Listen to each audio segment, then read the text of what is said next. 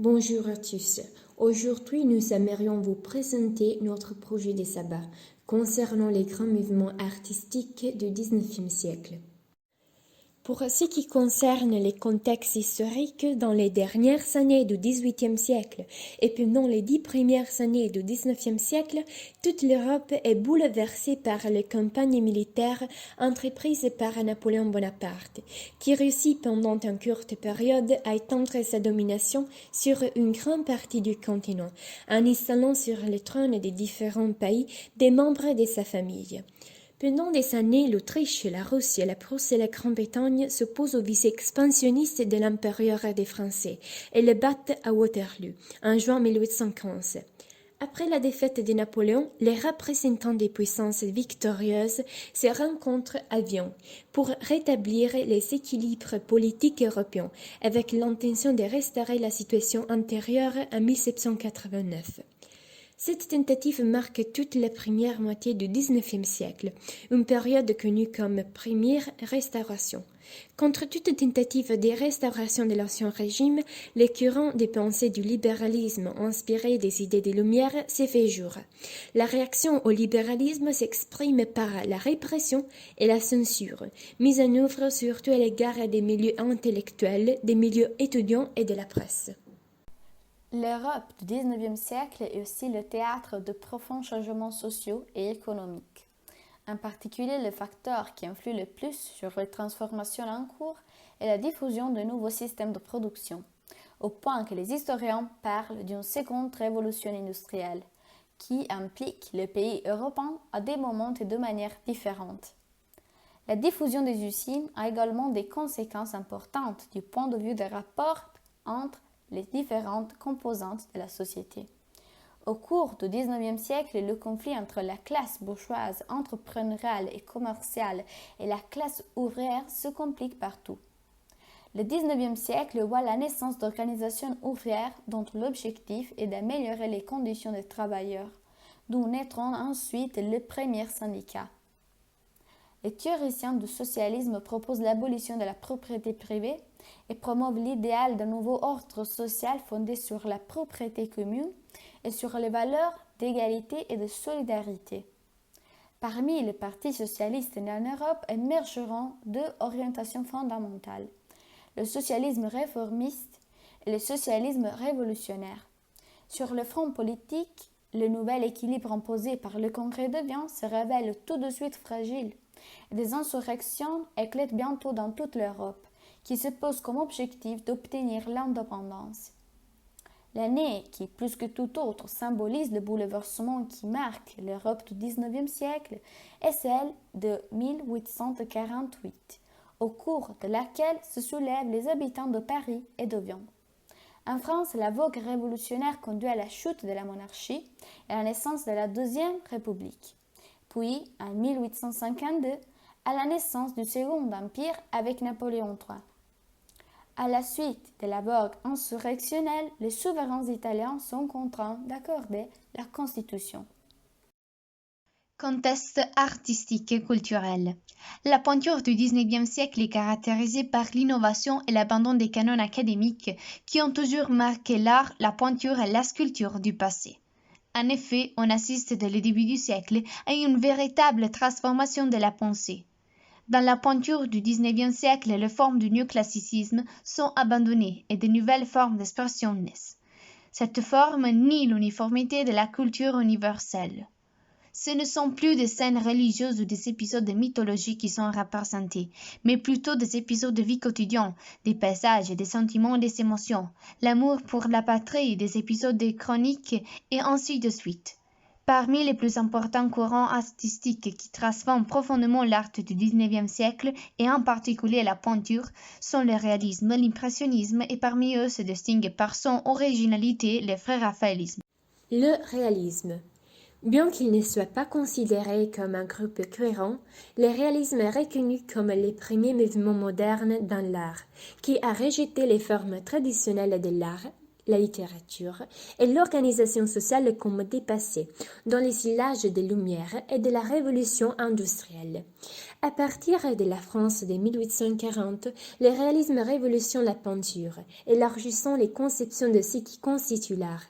Travaillant à une époque chaotique marquée par la Révolution et par un changement social généralisé, les peintres réalistes remplacèrent les images idéalistes et les conceptions littéraires de l'art traditionnel par des événements de la vie réelle, en donnant aux marges de la société une importance semblable à celle des peintures et des allégories de la grande histoire.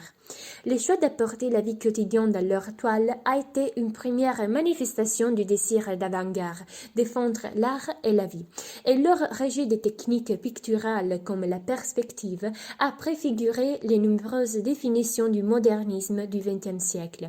Le réalisme s'occupait de la façon dont la vie était structurée socialement, économiquement, politiquement et culturellement au milieu du XIXe siècle. Cela conduit à des représentations laides, parfois déconcertantes, des moments désagréables de la vie et de l'utilisation des palettes sombres et terreuses qui ont comparé les idéaux débutés de l'art les plus élevés. Le réalisme était le premier mouvement artistique anti-institutionnel et anticonformiste. Les peintres réalistes ont pris pour cible les coutumes sociales et les valeurs de la bourgeoisie et de la monarchie qui soutenaient les marchés de l'art. Manet. Parmi les représentants du réalisme, il y avait Manet, représentant de la riche influente bourgeoisie parisienne. Il est né à Paris en 1832 et ses parents ont d'abord cherché à contrecarrer sa prédisposition artistique. Mais Manet, à travers l'étude des anciens maîtres, a créé son propre style artistique. Parmi les peintres qui l'ont le plus influencé, il y a certainement Raffaello Sanzio, Tiziano, Goya et surtout Velázquez, les peintres des peintres pour Manet. Il est sensible à des auteurs contemporains comme Jean Delacroix.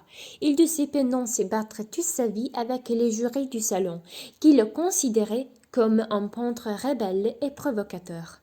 Son premier chef-d'œuvre, tiré de la vie contemporaine, fut Le Buveur d'absinthe, refusé au salon de 1859.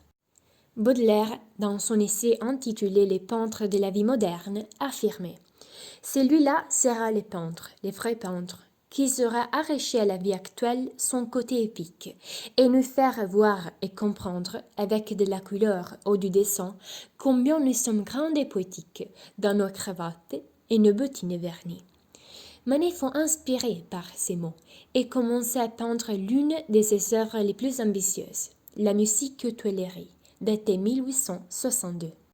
Ce fut le 1863 qui marqua profondément la carrière de Manet, lorsqu'il présenta au salon Les Déjeuners sous l'herbe. Le scandale fut dû à la présence d'un nu féminin et des bourgeois qui portent des vêtements contemporains. La même année, il peint un autre tableau qui renouvelle le scandale, Olympia, exposé au salon de 1865.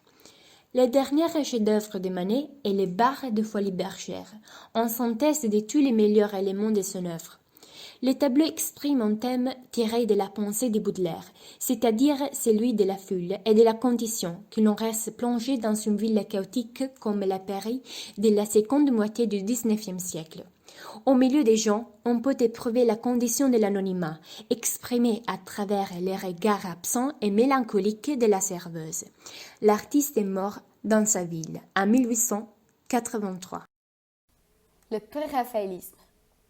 Dans la seconde moitié du XIXe siècle, dans le monde artistique anglais, William Holman et un petit groupe de jeunes peintres commencent à s'opposer à l'académisme officiel victorien, de plus en plus anachronique et rigide dans ses canons.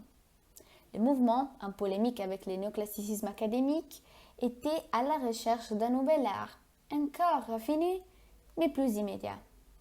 Les rêves de jeunes peintres anglais étaient la récupération d'un art spontané et inspiré par la nature, identifié avec l'art des peintres vécu avant Raffaello Sanzio, considéré comme le fondateur de l'art pompier, c'est-à-dire de l'académisme. Il s'agissait de suivre une adhésion à la nature liée à la poésie. Les caractéristiques de l'art primitif qui touchèrent particulièrement le futur pré-raphaélite furent la brillance des couleurs et le réalisme pictural. Les pré-raphaélites caractérisent Leurs œuvres parlent l'amour des détails et la simplicité des sujets unis à l'intensité de l'expression. En 1848, des artistes dont les peintres William Olmanont, John Everett Millais et le poète Dante Gabriel Rossetti fondent la confrérie des préraphaélites. Les thèmes du préraphaélisme concernaient des sujets d'inspiration contemporaine et des sujets littéraires ou historiques en recourant souvent à des fêtes et des épisodes significatifs tirés de Dante, Keats, Shakespeare et des romans médiévaux, d'où ils tiraient leur passion pour la description, soignée à travers les soins des détails, la netteté du dessin et la brillance des couleurs. Au début, l'art de préraphaélite a été inspiré par l'exemple de l'art italien, en référence à la période médiévale et pré-Renaissance. Mais à partir de la fin des années 1850, l'attention a également porté sur les peintures du XVIe siècle, et en particulier les peintures vénitiennes à fond érotique. Enfin, le préraphaélisme est devenu ce qu'on appelle communément l'esthétisme, dans lequel les peintres anglais ont essayé de libérer leur travail des sujets narratifs prosaïques. Dans les mouvements Arts and Crafts anglais, dont le fondateur était William Morris, dans l'art nouveau français et aussi dans le liberty italien. Rossetti. Dante Gabriel Rossetti est considéré comme l'un des plus grands représentants du courant préraphaélite. Théâtral, romantique, poète et peintre, Rossetti naquit en Angleterre avec des origines italiennes.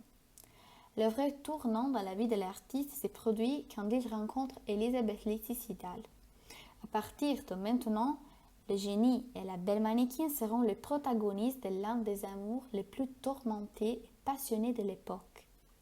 Dans l'art de Rossetti émerge la volonté d'un fort symbolisme opposé à la virtuosité de la tradition de la fin de la Renaissance. Ses œuvres témoignent de la riche tradition de l'art sacré italien et des lectures du dolce stile nouveau de son homonyme. Mais Rossetti ne renie pas son époque d'appartenance et met en relation les éléments spirituels primitifs et les éléments passionnels du romantisme. Dans la Beata Beatrix est présent le passage de la vie terrestre à la vie spirituelle de la Béatrice de Dante, qui prend la forme de la femme de l'artiste, qui incarne ici l'idéal de la femme aimée. Le triomphe de cette nouvelle vision de l'amour nous est présenté dans les deux œuvres Lady Lilith et Sancta Lilias.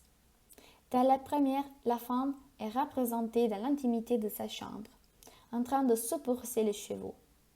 Elle représente l'interprétation moderne de la première épouse d'Adam, Lilith, qui ici n'incarne plus le démon de la nuit, mais l'idée d'un amour terrestre et divin.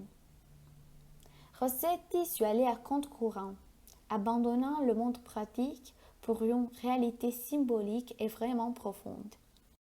Ruskin a dit à propos de Rossetti, ce n'était pas un anglais, mais un grand italien, torturé en enfer de Londres. Impressionnisme. L'impressionnisme est né dans la seconde moitié du XIXe siècle dans le stylage du romantisme et du réalisme, tirant des éléments typiques de ces courants picturaux et les réélaborant. Les caractéristiques à la base de l'impressionnisme sont la négation de l'importance du sujet, la centralité de la peinture du paysage, la suprématie de la couleur par rapport au dessin et la nouvelle identité de l'artiste. Les impressionnistes sont nés grâce au soutien de Charles Baudelaire, célèbre érudit de l'époque. La peinture impressionniste fut influencée par la découverte de l'appareil photo et par les lois sur les couleurs de Chevreul.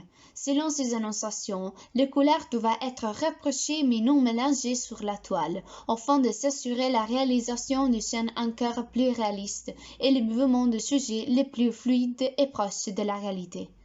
En 1874, dans le studio du photographe Félix Nadar, plusieurs des artistes qui ont participé au Salon des Refusés se réunissent pour donner vie à cette nouvelle peinture de manière officielle. Les participants à cette exposition donnent naissance à des facettes toujours nouvelles.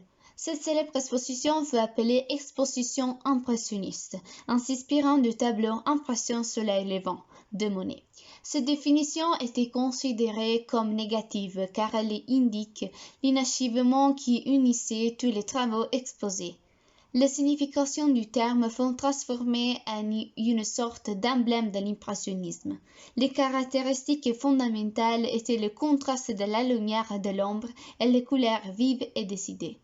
Un élément incontournable de la peinture impressionniste est la peinture en plein air, c'est-à-dire une peinture réalisée à l'extérieur des ateliers traditionnels de peintre, en contact avec la nature. Il s'agit de scènes réalisées sans aucun filtre.